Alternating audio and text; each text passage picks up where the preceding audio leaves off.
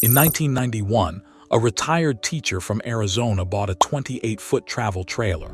She towed it across the Southwest every winter for the next 26 years.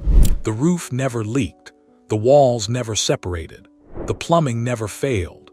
When she finally sold it in 2017, the buyer drove it home and used it that same weekend. Now compare that to what happens today. You walk into a dealership, you hand over $60,000 or $80,000 for a brand new travel trailer with power slide-outs and LED mood lighting and a Bluetooth stereo.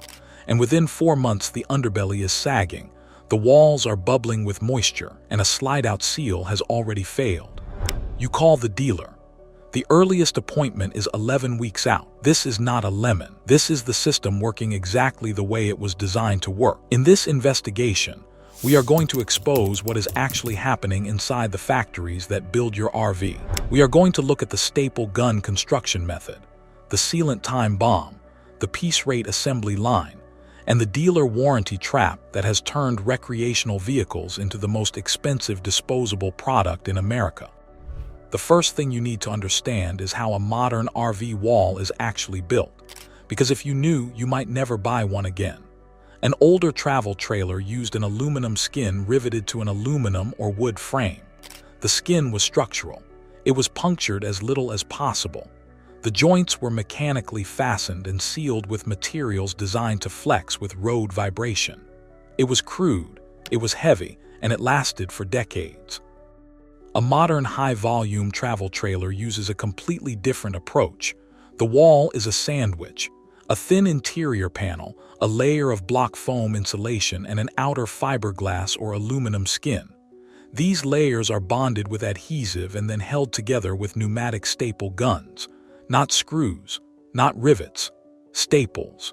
The same basic fastener you use to pin paper together, just slightly bigger. Now think about what that wall has to survive. Highway vibration at 65 miles per hour at a time. Temperature swings from freezing nights to scorching afternoons. Wind loads, rain, hail, ultraviolet exposure. And the primary fastener holding the structure together is a thin wire staple punched into soft wood framing by a worker who is paid to move fast. When those staples loosen, and they do, the layers begin to shift. Gaps open. Moisture finds its way in. And once water is inside that wall sandwich, it does what water always does. It rots the wood framing from the inside out. It grows mold between the layers where you cannot see it and cannot reach it. The fiberglass skin begins to separate from the frame in a process called delamination. You see it as a bubbling or warping on the exterior wall, a soft spot that gives when you press it. By the time you notice it, the damage behind the panel has been spreading for months. Sometimes the entire wall has to be torn off and rebuilt. On a unit that is 2 years old, this was not an engineering mystery. This was a cost decision. Rivets and screws take longer to install. Staples are faster. And in the RV industry, faster is everything. That brings us to the second engineering crime, the sealant time bomb. Every RV has dozens of penetrations through its exterior shell. Roof vents, air conditioners, antennas, marker lights, window frames, door frames, compartment openings. Every single one of those is a potential entry point for water. In the old days, many of these joints were sealed with butyl tape, a thick, rubbery, non-hardening sealant that stays flexible for years. Applying it properly takes time. You have to lay it down, press the fixture into it, and make sure there are no gaps. On a modern high-speed production line, many seals are applied with a caulk gun. A worker runs a bead of sealant around a fixture, moves on, and the next station picks up where he left off. The application takes seconds, but sealant applied too thin, or without proper surface preparation, or in temperature conditions that affect adhesion, begins to crack and shrink within months. The roof is where this matters most. A travel trailer roof is a flat or slightly crowned surface taking direct sun, direct rain, and constant thermal cycling. Every inch of every seam around every penetration must be perfectly sealed. If even one spot fails, water gets underneath. And on many modern RVs, the roof substrate is a thin membrane that provides almost no structural forgiveness once moisture compromises it. This is why water damage is the #1 killer of recreational vehicles, and the single most common complaint among owners year after year. It is not because rain is unpredictable. It is because the seal that stands between your investment and total structural failure was applied in seconds by someone who was already moving to the next unit. The third part of this investigation is the one the industry does not want you to understand. It is the reason the staples are used instead of screws. It is the reason the sealant is rushed. It is the factory incentive system itself. Nearly every RV you see on the road was built in or around Elkhart County, Indiana.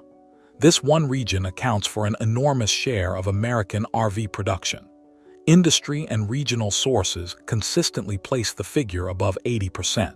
In peak years, the RV Industry Association has reported shipments exceeding 600,000 units nationally.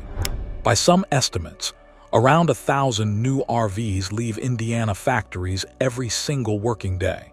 But here is what the brochure does not tell you. The Wall Street Journal investigated these factories and found that many use a pay system called piece rate.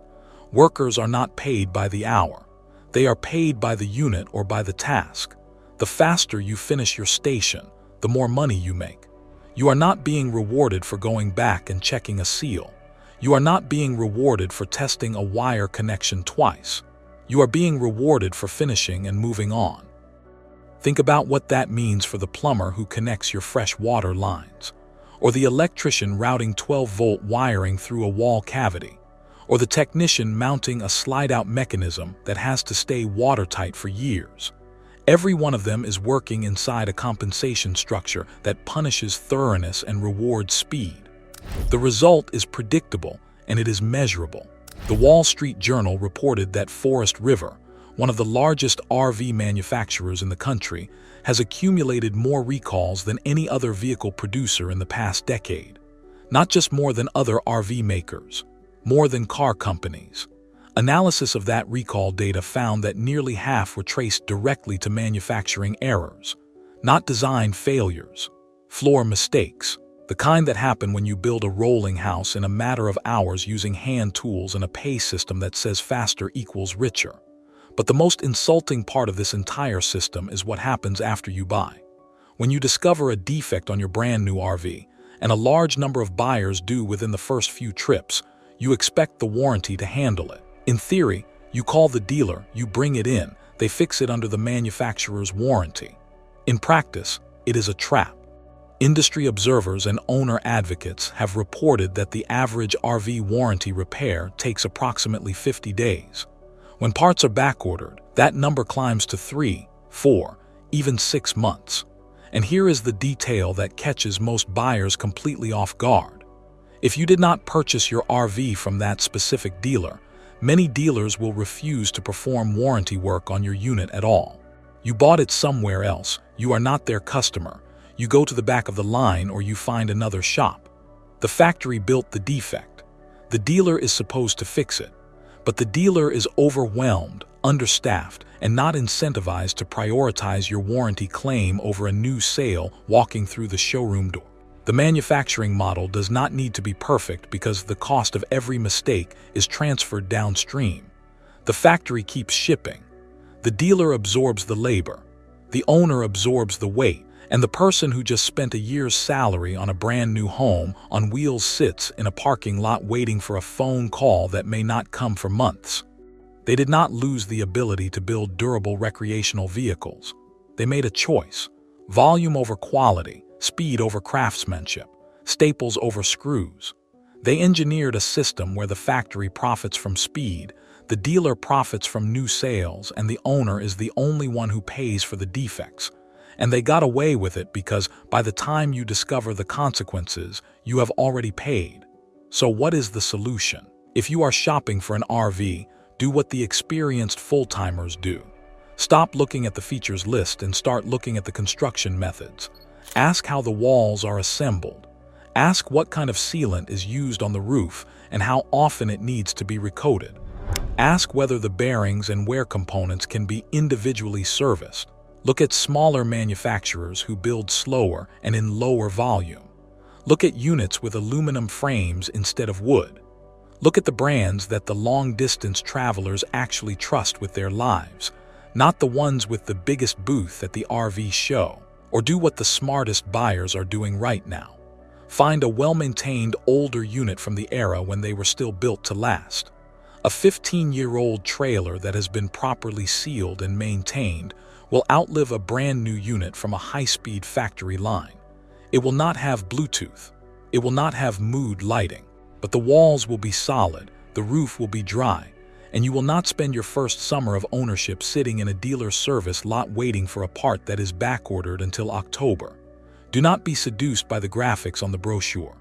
They are selling you a lifestyle image wrapped around a structure that was built in hours by people who were paid to build it as fast as possible. Stop paying for features. Start paying for construction. If you want to see which other products have been engineered the same way, watch the next investigation.